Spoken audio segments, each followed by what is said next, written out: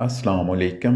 مزید ایسی Islamic videos اور بیانات سننے کے لیے ہمارا YouTube channel tree of Islam T V subscribe کیجیے اور بیل آئیکن پر کلک کیجیے تاکہ ہماری ہر آنے والی ویڈیو آپ تک ایزیلی پہنچ سکے۔ بسم اللہ الرحمن الرحیم کے بارے میں یہ چند گزارشات پیش کرنے کے بعد اب ہم اللہ تعالیٰ کے نام پر سورہ فاتحہ کی کچھ تفسیر شروع کرتے ہیں۔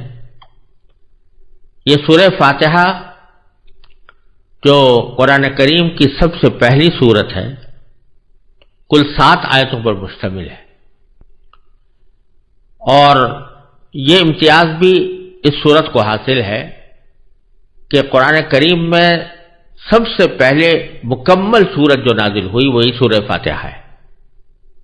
اگرچہ جیسا میں پہلے بھی عرض کر چکا ہوں، سورہ اقرا بسم ربک الذی خلق کی ابتدائی آیتیں سب سے پہلے نازل ہوئی تھیں، اور اس کے بعد سورہ مدثر کی بعد آیتیں نازل ہوئیں، لیکن وہ پہلی سورت، وہ سورت جو مکمل طور سے پہلی بار نازل ہوئی وہ سورہ فاتحہ ہے۔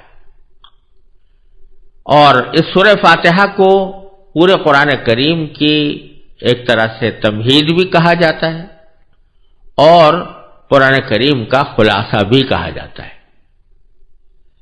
یہ 7 آیتیں ہیں جن میں پہلی 3 آیتوں میں اللہ تعالیٰ کی حمد و ثنا ہے، یعنی باری تعالیٰ کی تعریف ہے، اور آخری 3 آیتوں میں انسان کی طرف سے انسان کی زبان میں ایک دعا اور درخواست کا مضمون ہے جو اللہ تبارک و تعالیٰ نے اپنے رحمت سے خود ہی انسان کو سکھایا ہے۔ اور بیچ کی ایک آیت میں دونوں چیزیں مشترک ہیں، یعنی کچھ تو حمد و ثنا کا پہلو ہے اور کچھ درخواست اور دعا کا پہلو ہے۔ اس سورہ فاتحہ کی اہمیت کو بیان کرنے کے لیے اتنی بات بھی کافی ہونی چاہیے کہ اللہ تبارک و تعالی نے اسی سورت کو اس کام کے لیے منتخب فرمایا ہے کہ نہ صرف ہر نماز میں بلکہ نماز کی ہر رکعت میں اس کا پڑھنا ضروری قرار دیا گیا ہے۔ اور ایک حدیث میں نبی کریم سرور دو عالم صلی اللہ علیہ وسلم کا یہ ارشاد ہے کہ لا صلاۃ لمن لم یقرأ بفاتحۃ الکتاب، جو شخص سورہ فاتحہ نہ پڑھے اس کی نماز ہی نہیں ہوتی۔ تو سورہ فاتحہ نماز کا لازمی جز قرار دے کر یہ فرما دیا گیا ہے کہ وہ ہر نماز میں پڑھی جائے گی۔ اس سے اس کی اہمیت واضح ہوتی ہے۔ اور اس میں ایک حدیث حضرت ابو ہریرہ رضی اللہ تعالیٰ عنہ سے مروی ہے، اور امام مسلم نے اپنی صحیح میں اس کو روایت کیا ہے کہ رسول کریم سرور دو عالم صلی اللہ علیہ وسلم نے فرمایا کہ اللہ تبارک و تعالی نے فرمایا ہے کہ نماز یعنی سورہ فاتحہ میرے اور میرے بندے کے درمیان 2 حصوں میں تقسیم کر دی گئی ہے، جن میں سے آدھا حصہ میرے لیے ہے اور آدھا حصہ میرے بندے کے لیے، اور جو کچھ میرا بندہ مانگتا ہے وہ اس کو دیا جائے گا۔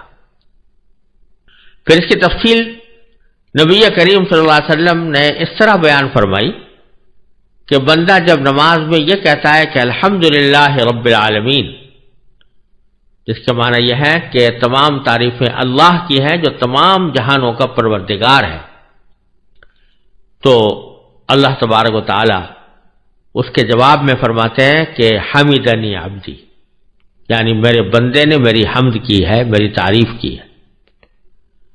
اور جب وہ کہتا ہے الرحمن الرحیم تو اللہ تعالیٰ فرماتا ہے کہ اثنا علی عبدی، کہ میرے بندے نے میری پھر تعریف کی ہے۔ اور جب بندہ کہتا ہے مالک یوم الدین تو اللہ تعالیٰ فرماتے ہیں کہ میرے بندے نے میری بزرگی بیان کی، یعنی مجدنی عبدی، میرے بندے نے میری بزرگی بیان کی ہے۔ اور جب بندے کے درمیان، اور یہ آیت یعنی ایاک نعبد و ایاک نستعین، یہ میرے اور میرے بندے کے درمیان مشترک ہے، کیونکہ ایاک نعبد کے معنی ہے کہ ہم تیری ہی عبادت کرتے ہیں. تو یہ تو ایک طرح سے اللہ تعالیٰ کی حمد و ثنا ہے، ہم آپ کی عبادت کرتے ہیں. اور دوسرا جملہ ہے ایاک نستعین، جس کے معنی ہے کہ تجھی سے مدد مانگتے ہیں. تو دوسرا پہلو بندے کی دعا و درخواست کا ہے، اس لیے یہ فرمایا گیا کہ یہ میرے اور میرے بندے کے درمیان مشترک ہے. لیکن ساتھ ہی باری تعالیٰ یہ فرماتے ہیں کہ میرے بندے کو وہ چیز ملے گی جو اس نے مانگی. پھر جب بندہ کہتا ہے کہ اہدنا الصراط المستقیم، جس کے معنی یہ ہے کہ ہمیں سیدھے راستے کی ہدایت عطا فرما، تو حق تعالیٰ اس کے جواب میں فرماتے ہیں کہ یہ سب میرے بندے کے لیے ہے اور اس کو وہ چیز ملے گی جو اس نے مانگی. یعنی صراط مستقیم مانگ رہا ہے تو اس کو صراط مستقیم عطا ہوگی. یہ تفصیل صحیح مسلم میں حضرت ابو ہریرہ رضی اللہ تعالیٰ عنہ نے نبی کریم سرور دو عالم صلی اللہ علیہ وسلم سے نقل فرمائی ہے. اور اسی حدیث کی وجہ سے علماء کرام نے یہ فرمایا ہے کہ جب آدمی سورہ فاتحہ کی تلاوت کرے تو نماز کے اندر اس کی ہر آیت پر وقف کرنا چاہیے. یعنی الحمدللہ رب العالمین کہا، تھوڑی دیر ٹھہرے. اور تصور اگر یہ کیا جائے کہ اس کے جواب میں اللہ تبارک و تعالیٰ فرما رہے ہیں حمدنی عبدی، یعنی میرے بندے نے میری تعریف کی ہے، تو اور زیادہ بہتر ہے. اور اسی طرح جب الرحمن الرحیم کہے تو تھوڑی دیر ٹھہرے، یعنی ایک لمحے کے لیے ٹھہر جائے اور تصور کرے میرے پروردگار نے اس کے جواب میں فرمایا کہ اثنا علی عبدی، یعنی میرے بندے نے میری ثنا کی ہے.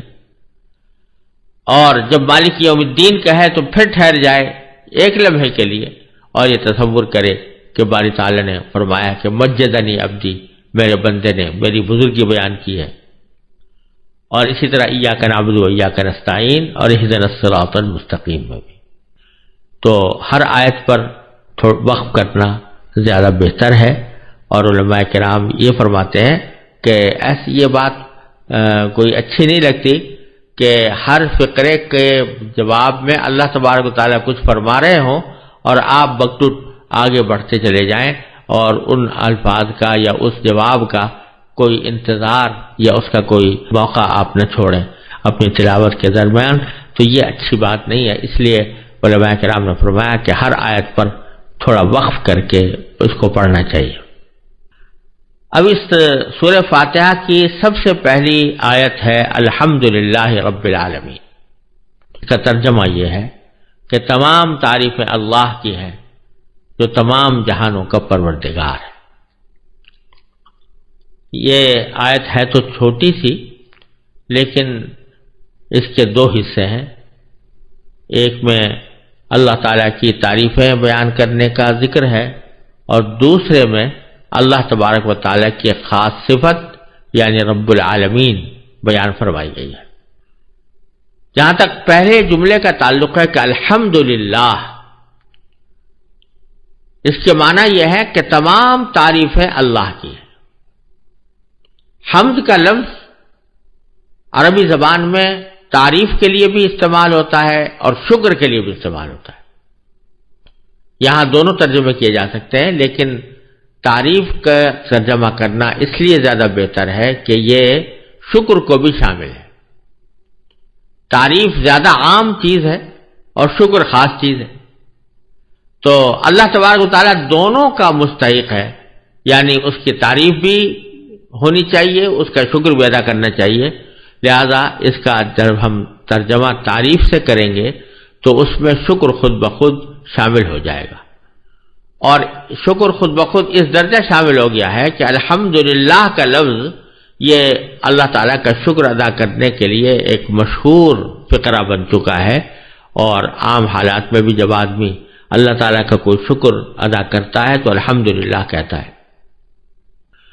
اس میں الحمد میں جو الف لام ہے اس کے بارے میں علماء کرام نے عربی زبان کے قواعد کے لحاظ سے اس کا ترجمہ کیا ہے کہ تمام تعریف. الحمد ویسے تو مفرد کا لفظ ہے تعریف، لیکن جب الف لام اس پر داخل ہو گیا تو اس کا ترجمہ یا اس کا مطلب علماء کرام نے تمام تعریفیں کیا کہ تمام تعریفیں اللہ کی ہیں. یہ ایک عجیب اور عظیم حقیقت کی طرف اشارہ ہے اور وہ یہ کہ یوں تو انسان دنیا میں رہتے ہوئے بہت سی چیزوں کی تعریف کرتا ہے. کوئی عمارت اچھی بنی ہوئی ہے، کہتا ہے بڑی اچھی عمارت ہے. کوئی باغ اچھا خوشنما ہے تو کہتا ہے بڑا اچھا خوبصورت باغ ہے. کوئی جنگل ایسا خوشنما نظر آتا ہے تو کہتا ہے بھائی بڑا دل فریب جنگل ہے. کوئی پہاڑ کے مناظر اچھے نظر آتے ہیں تو کہتے ہیں بڑے دل فریب مناظر ہیں. تو تعریفیں تو دنیا میں بہت ساری ہوتی رہتی ہیں، مختلف چیزوں کی ہوتی رہتی ہیں، لیکن یہ جملہ اس طرف توجہ دلا رہا ہے کہ جو بھی دنیا میں تعریف کی جائے، کسی بھی چیز کی تعریف کی جائے، حقیقت اگر دیکھو تو وہ اللہ تبارک و تعالیٰ کی ہی تعریف ہوگی. وجہ اس کی یہ ہے کہ جب آپ کسی چیز کی تعریف کرتے ہیں تو حقیقت میں وہ اس کے بنانے والے کی تعریف ہوتی. اگر آپ کسی عمارت کو دیکھ کر یہ کہیں کہ یہ بڑی شاندار عمارت ہے، بڑی خوبصورت عمارت ہے، بڑی مستحکم عمارت ہے، بڑی اچھی لگ رہی ہے، تو اس کا مطلب یہ ہوتا ہے کہ اس کے بنانے والے نے خوب بنایا اس کو. یہ حقیقت میں اس کی کاریگری کی تعریف ہے، اس کی انجینئرنگ کی تعریف ہے، اس کی آرکیٹیکچر کی تعریف ہے، اور جس شخص نے بھی جن لوگوں نے اس کے بنانے میں حصہ لیا ہے ان کی تعریف. اگر آپ کسی کتاب کے بارے میں تعریف کرتے ہیں کہ یہ فلاں کتاب بڑی اچھی ہے، بڑی مفید ہے، بڑی نافع ہے، اس کو پڑھنے سے بڑا فائدہ ہوتا ہے، تو حقیقت میں وہ کتاب کی تعریف نہیں ہوتی، بلکہ کتاب لکھنے والے کی تعریف ہوتی ہے کہ اس نے اس کو بہترین طریقے سے لکھا. تو یہ ایک عام دستور کی بات ہے کہ کسی بھی چیز کی تعریف حقیقت میں اس کے بنانے والے کی تعریف ہوتی ہے، اس کے موجد کی تعریف ہوتی ہے. تو اس لحاظ سے اگر دیکھا جائے تو کائنات کی جتنی چیزیں ہیں سب اللہ تبارک و تعالیٰ کی پیدا کی ہوئی ہیں. جب اللہ تبارک و تعالیٰ کی پیدا کی ہوئی ہے تو ان کی اگر کوئی تعریف کی جائے گی تو پھر وہ حقیقت میں اللہ تعالیٰ ہی کی تعریف ہوگی. اگر آپ کسی پھول کو دیکھ کر کہہ رہے ہیں کہ بڑا خوبصورت ہے تو مطلب اس کا یہ ہے کہ بنانے والا بڑا عظیم الشان ہے، یعنی اللہ تبارک و تعالیٰ. اگر آپ کسی باغ کو دیکھ کر کہہ رہے ہیں کہ یہ بڑا خوبصورت ہے تو حقیقت میں وہ اللہ تبارک و تعالیٰ کی تعریف ہے. اگر آپ کسی آسمان کے اوپر نظر آنے والے ستاروں کی تعریف کر رہے ہیں کہ یہ بڑے چمکدار ہیں، بڑے خوبصورت ہیں، تو حقیقت میں وہ اللہ تعالیٰ کی تعریف ہے، اس لیے کہ وہ اللہ تعالیٰ ہی کے بنائے ہوئے ہیں. تو الحمدللہ کا جملہ جو ہے یہ اس حقیقت کی طرف اشارہ کر رہا ہے کہ دنیا میں کوئی چیز حقیقت میں براہ راست قابل تعریف نہیں. اگر کوئی چیز قابل تعریف ہے تو وہ اللہ تبارک و تعالیٰ کی ذات ہے اور اسی کی طرف تمام تعریفیں لوٹتی ہیں. یہ معنی ہوئے الحمدللہ. اور پھر جو اگلا جملہ ہے کہ جو تمام جہانوں کا پروردگار ہے، رب العالمین، تو اگر غور سے دیکھو تو یہ پہلے جملے کی دلیل ہے. الحمدللہ کے معنی ہوئے تمام تعریفیں اللہ کی ہیں، رب العالمین اس کی دلیل ہے. کیوں ہے؟ اس لیے کہ وہی پروردگار ہے تمام جہانوں کا. تمام جہان اسی کے پیدا کیے ہوئے ہیں، نہ صرف پیدا کیے ہوئے ہیں بلکہ ان کی پرورش وہی کر رہا ہے. ایک تو ہوتا ہے پیدا کرنا اور ایک ہوتا ہے اس کی پرورش کرنا. پرورش کرنے کے معنی یہ ہوتے ہیں کہ ہر زندگی کے ہر لمحے میں اس کو جس چیز کی بھی ضرورت ہے وہ مہیا کی جائے. تو رب العالمین کے معنی یہ ہوئے کہ اللہ تبارک و تعالی نے تمام جہانوں کو پیدا بھی کیا ہے اور پیدا کرنے کے بعد ان تمام جہانوں کو جس جس چیز کی ضرورت ہوتی ہے اس چیز کی فراہمی کا ذمہ بھی اللہ تعالی نے خود لے رکھا ہے اور وہی چیز اس کو پہنچائی جاتی ہے، جس کو قرآن کریم میں دوسری جگہ فرمایا وَمَا مِن دَابَّةٍ فِي الْأَرْضِ إِلَّا عَلَى اللَّهِ رِزْقُهَا يَعْلَمُ مُسْتَقَرَّهَا وَمُسْتَوْدَعَهَا، کہ زمین میں کوئی چیز ایسی نہیں ہے، کوئی حرکت کرنے والا کوئی جانور ایسا نہیں ہے کہ جس کا رزق اللہ نے اپنے ذمے نہ لے رکھا ہو اور وہ رزق اس کو پہنچاتا ہے، اسی جگہ پہنچاتا ہے. تو رب وہ ہے کہ جو اس کے مصلحت کی خاطر اور اس کی حکمت کی خاطر اس کو فائدہ پہنچانے کے لیے اس کی خیرخواہی کے پیش نظر ایسے اقدامات کرے جس کی اس کو ضرورت ہے. تو باری تعالیٰ تمام کائنات کے لیے، تمام جہانوں کے لیے وہ یہ اسی طرح کی تربیت فرمانے والے ہیں، اور جو ذات اس طرح تربیت فرما رہی ہو تو ظاہر ہے کہ تعریف کی سزاوار اور اس کی اصل مستحق وہی ہے۔ اس لیے فرمایا گیا کہ تمام تعریفیں اللہ کی ہیں جو تمام جہانوں کا پروردگار ہے۔ اور عالمین کا لفظ جو یہاں پر استعمال کیا گیا ہے، جہانوں، یہ جمع عالم کی ہے، عالم جہان کو کہتے ہیں۔ بظاہر تو ہمارے نظر میں یوں محسوس ہوتا ہے کہ یہ ایک ہی عالم ہے جو ہمیں نظر آ رہا ہے، ایک ہی دنیا ہے جو ہمیں نظر آ رہی ہے، لیکن قرآن کہتا ہے عالمین، تمام جہان، جس سے معلوم ہوتا ہے کہ اس کائنات میں صرف یہ عالم نہیں ہے جو ہم اپنی آنکھوں سے دیکھ رہے ہیں، بلکہ اور بھی بہت سارے عالم ہیں۔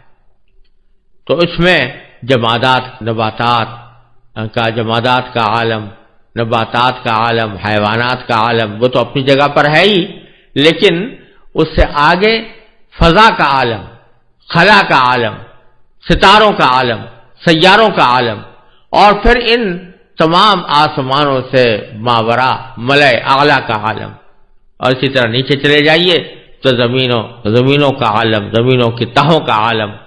ہر چیز ایک مستقل کائنات ہے، ہر چیز ایک مستقل عالم ہے، اور فرمایا یہ جا رہا ہے کہ پروردگار اللہ تبارک و تعالی ان سب کا پرورش کرنے والا ہے اور ان سب کا پروردگار ہے۔ یہ معنی ہے کہ تمام تعریفیں اللہ کے لیے ہیں یا اللہ کی ہیں جو تمام جہانوں کا پروردگار ہے۔ السلام علیکم۔ مزید ایسی اسلامک ویڈیوز اور بیانات سننے کے لیے ہمارا YouTube channel tree of Islam T V subscribe کیجیے اور بیل آئیکن پر کلک کیجیے تاکہ ہماری ہر آنے والی ویڈیو آپ تک ایزیلی پہنچ سکے۔